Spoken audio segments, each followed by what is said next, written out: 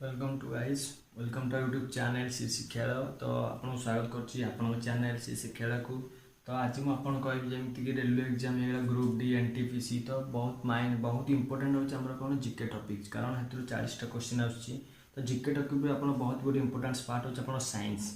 तो साइंस को आम केमी कभरअप करवा, साइंस को आम इजी वे माने केते मेमोराइज करवा केते इजी वे आप पढ़ी पारे जैसे आप याद रही। ठीक अच्छे केमी आपको तो मुझे कौन करुँचे चैनल में 2 मिनट का शो गोटे 2 मिनट गोटे शो जो कि जिके को केमती याद करेंगे ट्रिक्स। तो ताकू या केमी मन रखिपारे 2 मिनट रे। तो सब मुझे वीडियो अपलोड करी 2 मिनट शो प्ले लिस्ट आप मिल जाव। तो आप कौन करूँ आज मुझे कहबी जमी साइंस टॉपिक हूँ डिजीज होगला विटामिन्स होगला।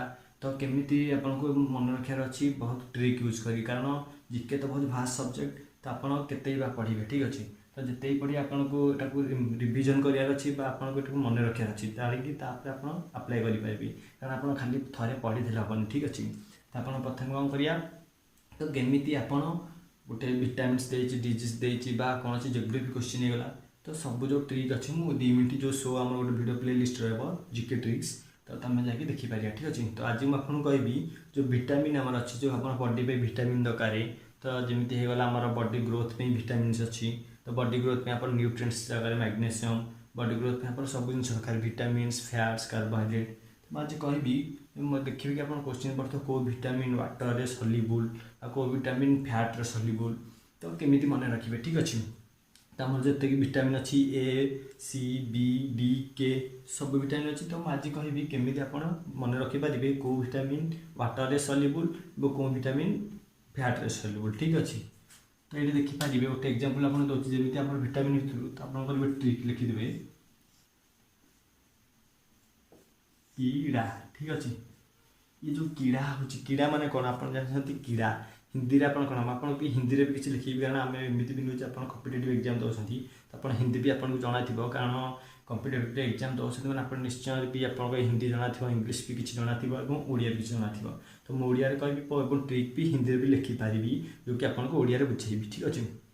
तो कीड़ा कीड़ा कौन हो देखते कीड़ा क्या हम हिंदी में। तो जो पोक जोक आम अच्छा कीड़ा। तो कौन करिया कीड़ा को आम याद रखा वाटर सल्युबल कौन पे नुहे। तो कीड़ा कीड़ा जो पोक जदि आप पोक करेंगे वाटर में पकेबे से कौन वाटर में मिसीज कि मिसबनी। तो तेणु आप देखिए जब गोटे पोक को आम पानी में पकेबा तो से कौन हम वाटर में केवे भी सल्युबल हेनी केवे भी मिसबनी। तो से आम कौन ट्रिक पाइले कीड़ा। तो ये कौन आस विटामिन के, ये हूँ आमर विटामिन के, ये आम होगा विटामिन ई, ये आम होगा विटामिन डी, ये आम होगा vitamin A.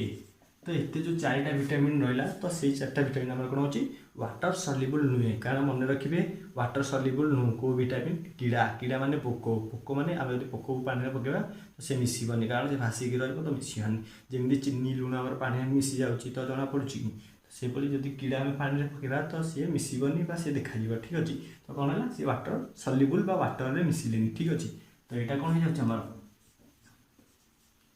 Water soluble no water soluble ठीक अच्छे। तो आप याद रखिपारे ना आप जापारे ये वाटर सल्युबल नु जब मैंने वाटर सल्युबल नु मैंने कौन सल्युबल है तो फैट सल्युबल ठीक अच्छे, फैट सल्युबल ठीक अच्छे। तो ये जिनस ये 4टा जिन 4टा विटामिन आम छाड़ीदे तो आम जो होगा बी होगा सी होगा। तो ये जो विटामिन रहा सी आम कौन वाटर सल्युबल जब आप वाटर में पकईदेवे तो वाटर में मिसेबे तो सी मिसीज ठीक अच्छे। तो ये छोटा वीडियो केमी आप याद रखिए कौ विटामिन वाटर सल्युबल वाटर नट सल्युबल ठीक अच्छे और फैट सल्युबल ठीक अच्छे। तो मैंने जब भल लगे तो लाइक करेंगे, शेयर करेंगे और चैनल को सब्सक्राइब करेंगे एमती नुआ ट्रिक्स जानापी ठीक अच्छे। Thank you.